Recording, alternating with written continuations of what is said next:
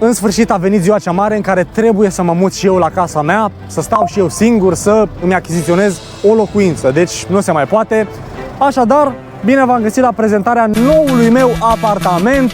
Avem aici un Maybach V-Class, practic avem o dubă în care vom locui. Și când spun asta, o zic pe bune, pentru că pare așa, ea o dubă normală de la Mercedes Maybach, interiorul e drăguț, ia uitați, portocaliu cu fibră de carbon, arată bine, adică, na, da, cum adică să locuim în ea?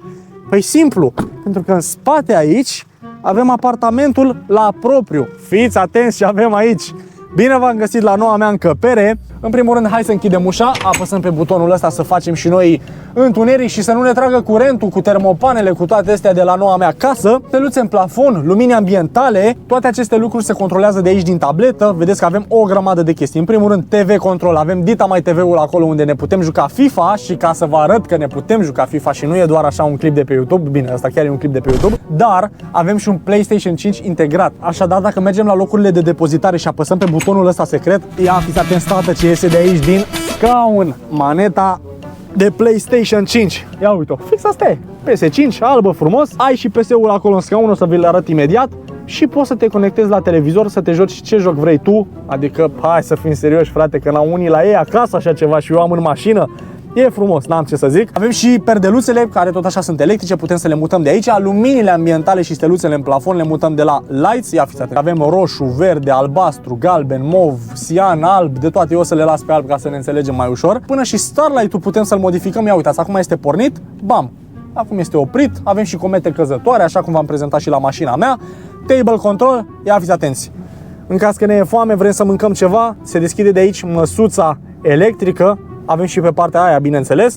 Și ia uitați, piele portocalie și alcantara aici. Deci nu orice, nu poți să mănânci aici orice, pentru că ai piele alcantara, nu te joci. La fel, se rabatează electric.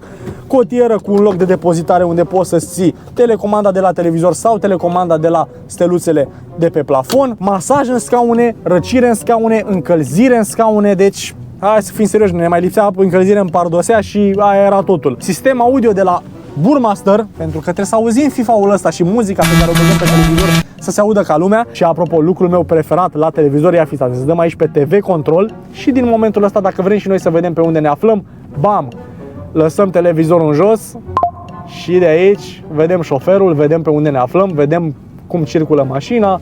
Deci îmi place că avem acces la absolut tot. Tot de aici se modifică electric, îți peste tot numai cabluri, numai fire electrice, dar nu te încurcă pe tine asta pentru că tu nu le vezi.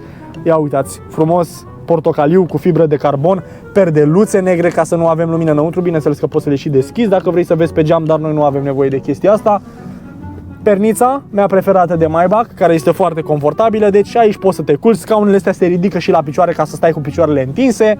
Deci aici poți să dormi lejer, n-ai absolut nicio problemă. Bineînțeles, acum probabil o să mă întrebați, bă, păi și ce fac, cum mănânc, cum ne țin mâncarea, unde îmi fac cafeaua de dimineață? Stați liniștiți că am răspuns pentru ambele chestii. În primul rând, ca să vă răspund la capitolul de mâncare, nicio problemă, pentru că avem un frigider. Ia fiți atenți, apăsăm pe butonul ăsta și se deschide frigiderul. Acum, bineînțeles că eu nu am mâncare, nu o să stau acum să mănânc, dar pentru mine, bineînțeles că am și eu nevoie de o șampanie, tată. Ia uitați, șampania aici acum sta la rece. Nu o să-i dau gât acum că din păcate va trebui să și conducem. Iar acum, dacă vreți totuși și o cafeluță de dimineață sau de seară așa, nicio problemă, avem un espresor de la Nespresso, deci avem și brand aici. Și ia fiți atenți, se deschide frumos aparatul de cafea, bagi aici câteva pliculețe frumos, ai făcut cafeaua de dimineață și ești bine, sănătos, fericit. Deci frigider ai, espresor ai, ce mai vrei, tată, lumină ai, televizor, păi mai ai nevoie de ceva, ai și Wi-Fi în mașină datorită chestiei astea. Deci nu cred că mai ai nevoie de nimic, nu plătești abonament la Wi-Fi pe deasupra, ai și un PS5 la care poți să te joci, o grămadă de locuri de depozitare, ai loc aici, poți să deschizi și locurile astea de depozitare tot de aici din tabletă, deci absolut tot se face de aici din tabletă. Poți să deschizi geamurile, perdeluțele, asta o să vă arăt eu altă dată dacă cumva vă interesează mașina. Apăsăm pe butonul ăsta de aici și electric se va deschide ușa de afară. Hai să ieșim frumos din apartament. Ăsta a fost apartamentul. Avem și ieșire la parcare. Știți cum au unii ieșire la mare sau la balcon sau ceva? Noi avem aici ieșire la parcare. Ia uitați, aer curat, frumos. Aer curat, tată, ce să mai... Acum, în caz că vă interesează, o să vă prezint și cum se mișcă casa. Pentru că, la fel, interiorul din față arată bine. Hop, așa, ne urcăm în mașină și ia uitați, tată, șofer de dubă de la casă de Maybach la șofer de dubă, deci așa e tranziția între ele. Navigație, bord semi-digital, ecran aici cu touchscreen, cusăturile astea care arată bine și ele, ai nevoie de mai mult.